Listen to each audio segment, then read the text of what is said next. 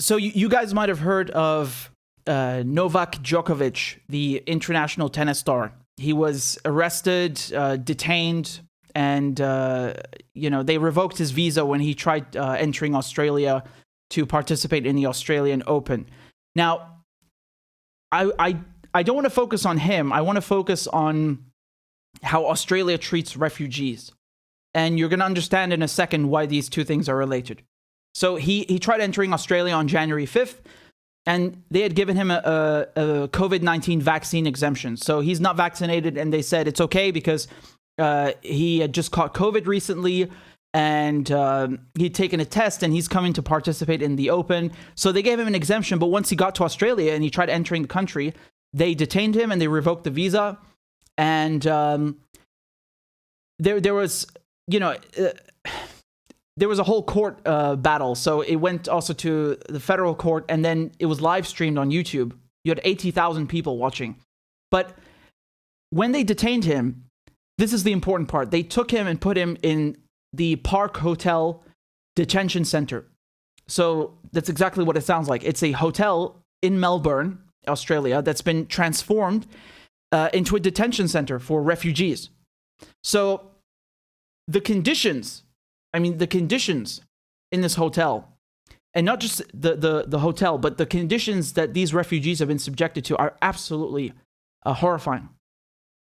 So while Djokovic, he got out after a few days, and he was deported back to Serbia, right? He's Serbian. I don't know if he went directly there, but he was deported, and he has a visa ban for 3 years. While he was able to leave after a few days, the refugees who are in the same hotel, who are 1 floor above him, 2 floors above him, they've been in detention for up to 9 years. 9 years. So there are people who came to Australia seeking asylum when they were teenagers, and now they're men. And they've been shuffled around these various detention centers. So I just want to show you very quickly what I'm talking about. This is the Park Hotel, right? You can see some of the refugees. They've got their hands up like that. And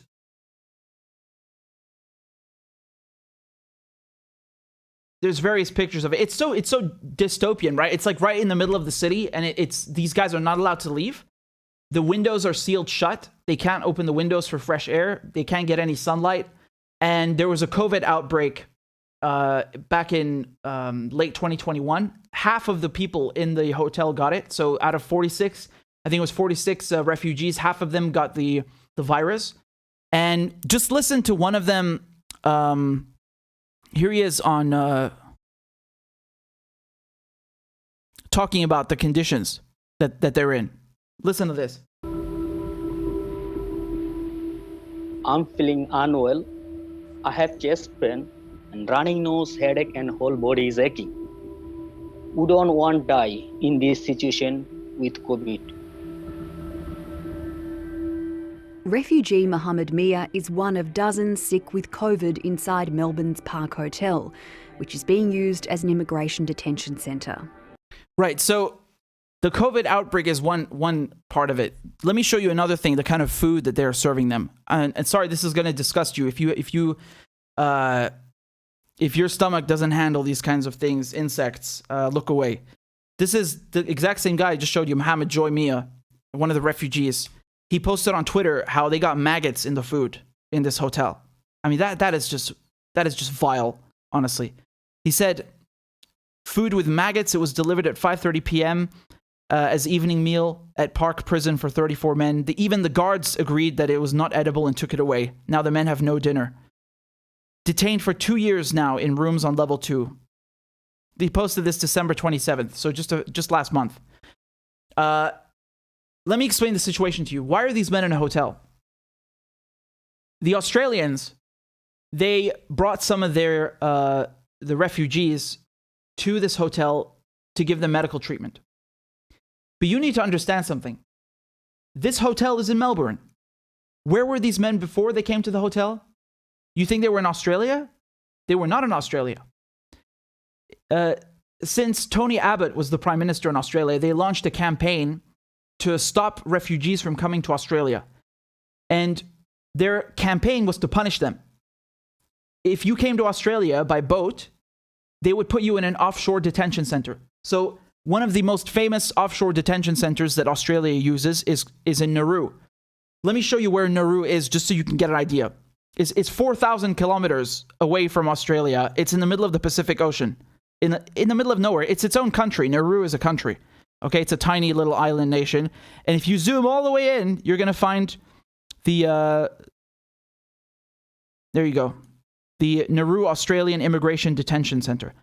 So you've had people who work at this detention center, teachers who've gone on camera and talked to Al Jazeera and other outlets about this place. The teachers, one of the teachers there asked for a longer shift because they tell them to work 3 weeks at a time on the island and then they have to go. And you know what they told him? They told him, no, it's not good for your mental health.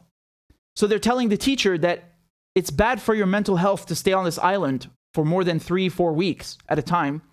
But there are refugees who've been on there for years. This guy, the teacher, talked about how the children there don't have names. They're not referred to by their names. They have numbers, three digits and 3 letters. That's their name. So they've put people, entire families on this island for years for the crime of seeking refuge in Australia. That's their punishment. And let me show you how sick, how disgusting this is. This is a video from the campaign. This is from the Australian government, right? Look at this. It says, "No way you will not make Australia home."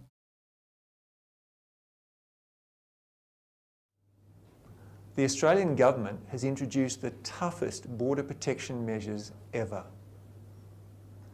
It is the policy and practice of the Australian government to intercept any vessel that is seeking to illegally enter Australia and safely remove it beyond our waters. If you travel by boat without a visa, you will not make Australia home. The rules apply to everyone: families, children, unaccompanied children, educated and skilled. There are no exceptions. Do not believe the lies of people smugglers. These criminals will steal your money and place your life and the life of your family at risk for nothing. The message is simple. If you come to Australia illegally by boat, there is no way you will ever make Australia home. I mean, that's just disgusting. And do I have to point out the irony that this is a white man? Australia is a product of the British Empire, right? If you go look up Medhursts, there are a ton of Medhursts, people with my family name in Australia. You're a colonizer. The British colonized Australia, and now they're deciding who can come on the island. Did you ask the Aborigines? Did you ask the natives whether you can go on the island? What is this shit? It's just disgusting, right? Not to mention just how I mean, colonized or not, colonized or otherwise, even if it weren't colonized, just the principle. What is that? I need to explain this to you. Australia has signed the 1951 Refugee Convention, so it cannot just say, "Oh no, you're not going to make Australia home." You signed the convention. You have to protect people who come and seek your help. You have a legal obligation under international law to protect them. And what does Australia do? It goes and throws them in Papua New Guinea or in Nauru. So it wants all the control over these facilities. They're financed by the Australian government. The people working there are Australians. Australia has total control over it, but it's outside Australia. It's a bit like Guantanamo Bay, and it's not just me saying that. It's people who've worked and seen the Nauru detention center and the other ones in Papua New Guinea that have called them and likened them to Guantanamo Bay. So, I mean, it's absolutely disgusting. So these men who are in the Park Hotel where the international tennis star Novak Djokovic was held, they were on Nauru. A lot of them were on these islands before, on these offshore detention centers. And man, do you want to know something funny?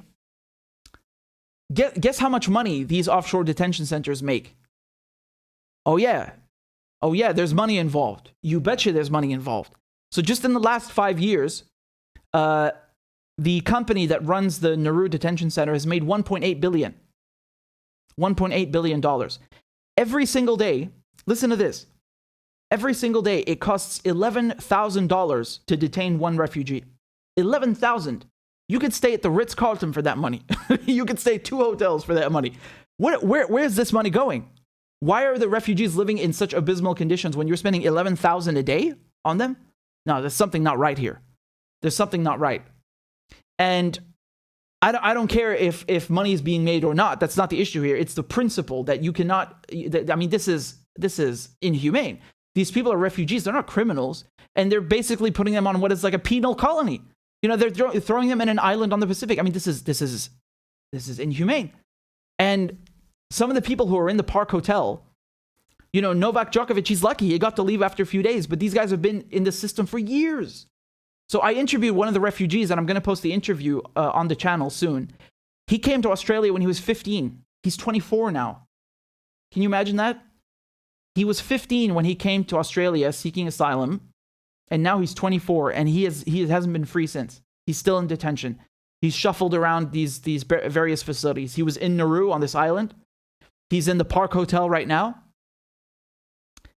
And I can just give you the latest figures. I could give you the latest figures right now. So there are around 70 medevac asylum seekers left in immigration detention. I'll explain in a second what medevac asylum is. While around 120 people brought to Australia under the scrapped scheme have been released. Around 33 men remain detained in the Park Hotel, while offshore, roughly 124 asylum seekers remain in Papua New Guinea and 100 in Nauru. So as I said, there are still 100 people on Nauru right now, and 124 in Papua New Guinea. And when we talk about medevac asylum, why are these men in the Park Hotel? And there are other hotels in Australia that they've been brought to for medical treatment. Because the idea was that they can't get treatment on the island, which tells you everything you need to know. Obviously, there's a severe lack of infrastructure on these islands in the first place. So how can you be housing refugees there? If you need to bring them to Australia to give them adequate medical treatment, then you shouldn't be keeping them in those facilities, whether they're in Australia or in Nauru. Do you get the idea? So this is very shady. This is very, very, very inhumane. And I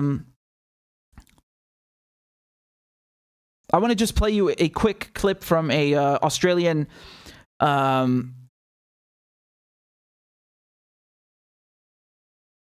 politician. His name is Adam Bant. Look at what he has to say. What's happening right now in the Park Hotel in Melbourne marks yet another dark chapter in this country's bipartisan, cruel treatment of asylum seekers and refugees. At least 21 of the 46 refugees held there have tested positive to COVID-19. One is in hospital. The rest believe that infection is inevitable and that their lives are in immediate danger. The government was warned this would happen. They were warned that this super infectious virus would run rampant in the unventilated hotel rooms. It's a COVID incubator, but they didn't care. They chose not to act. These people came here seeking our protection. They were sent offshore to camps that the Labor Party set up. And then, since they came here, the government has completely and utterly failed them. People in my electorate of Melbourne had to summon everything they had to get through all 263 days of lockdown, and many couldn't imagine even just one more day. But these men have been in detention for 8 years. 8 years. Some arrived as boys and they are now men. Haven't they suffered enough? We know the government can fix this. They released many of the medevac refugees from the Park Hotel 8 months ago. They can do it again. With the stroke of a pen, they could grant them permanent protection, get them the treatment they need, and let them safely join the community. We cannot take back the years of suffering, but we can stop their torture today. Yep. So, as he correctly points out, they did release many of them. As I just read to you from the other article here, they said that 120 people brought to Australia under the medevac asylum scheme have been released. So, again, this idea that if you arrive to Australia by boat, you will never make Australia home, this is false, because many of these people have been found to be legitimate refugees, but the Australians just keep them in detention for years and years and years. And you have to understand something. Besides the cruelty of it, they're not allowed to get an education. And some of the refugees that have been released, they get a temporary visa, so they're not even really settled. This is a visa that lasts 6 months. And when they try to go get a job, they can't get a job because the employer looks at the visa and says, sorry, mate, we need a permanent residency status, not a temporary one. So even when they're settled and they're out of detention, they still can't really live a normal life. And you have a lot of people in Australia who are trying to, I mean, not a lot of people, I mean the politicians, of course. I don't think most people in Australia support this. I don't think most people anywhere would support this kind of cruel treatment. But a lot of these politicians who have implemented these cruel policies towards refugees, they try to justify as saying, well, we have to do this, we have to be strict because we want to crack down on people smugglers, right? We don't want refugees paying people smugglers to bring them here. Well, guess what? It turns out the Australian government was caught paying people smugglers not to bring the refugees to Australia. So they don't mind the people smugglers making money as long as they're doing what the Australian government wants them to do. That's pretty hypocritical, don't you think? That's pretty hypocritical. So they got caught giving money to people smugglers, the same ones that they're complaining about. And there's another kind of myth that you hear, which is that, you know, people who come to Australia by boat, they're jumping the queue. There's no queue. There's no queue to become a refugee. You don't just get in line and wait until it's your turn. Sometimes people, if you're a refugee, you're seeking asylum and you want to obtain refugee status. If you're coming from a very, very hot situation, a violent situation, an imminent threat, you might get processed much faster than someone who's been waiting a year or 2 years. There is no queue. The United Nations has made this very clear that under the refugee program, there is no queue. They do it on a case-by-case basis. And because what they're trying to say, these politicians, is that, well, you know, if someone wants to be a refugee in Australia, they have to go to, they have to apply from outside Australia before they come here and get in line. Again, there is no line. And the other thing that they fail to consider is that a lot of the countries that people pass through on the way to Australia, Indonesia, Malaysia, and others, they're either not signatories of the 1951 Refugee Convention, or they don't have the infrastructure simply to accommodate these requests. So it's not that easy.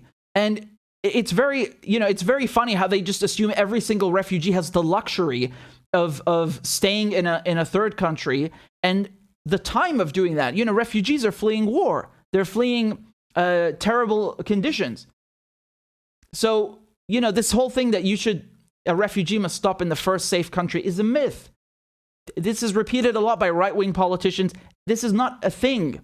The 1951 Refugee Convention doesn't have anything that says there's a queue or you have to get in line. And it doesn't say anything about applying for asylum in the first safe country that you reach. This is not a thing. This is not, it doesn't exist under international law. It's a myth. So I wanted to make that very clear and dispel some of these things that they try to justify this cruel treatment with, because it's absolutely unacceptable.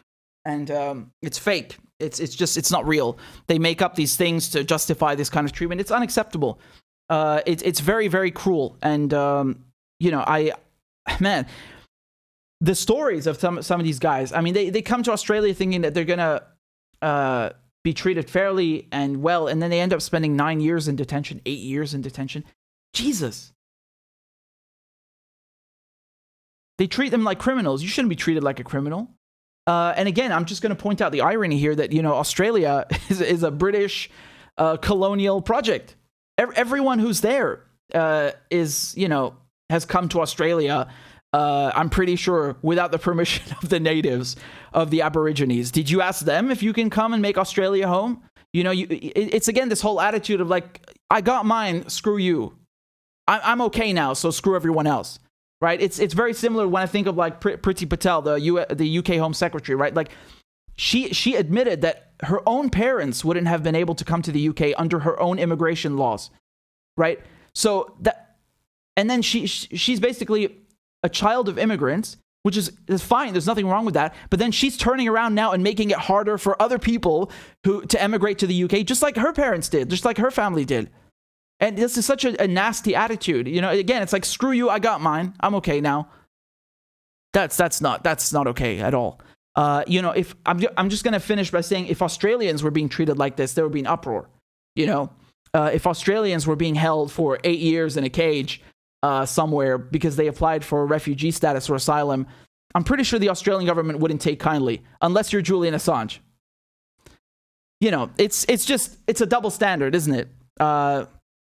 If Bangladesh or Pakistan or Iran did that, you think they wouldn't complain about that and say, oh, your human rights abuses? This is an abuse of human rights, and the UN has made that very clear. The United Nations has come out and said that this policy that Australia has about, you know, sending people to offshore detention centers, it's cruel and it's inhumane, and it violates international law. The UN has said that very clearly. So again, when they say like, yeah, but the UN has a queue for refugees, no, there's no queue, and the UN doesn't agree with what you're doing. It's wrong. It's completely wrong. So I'm gonna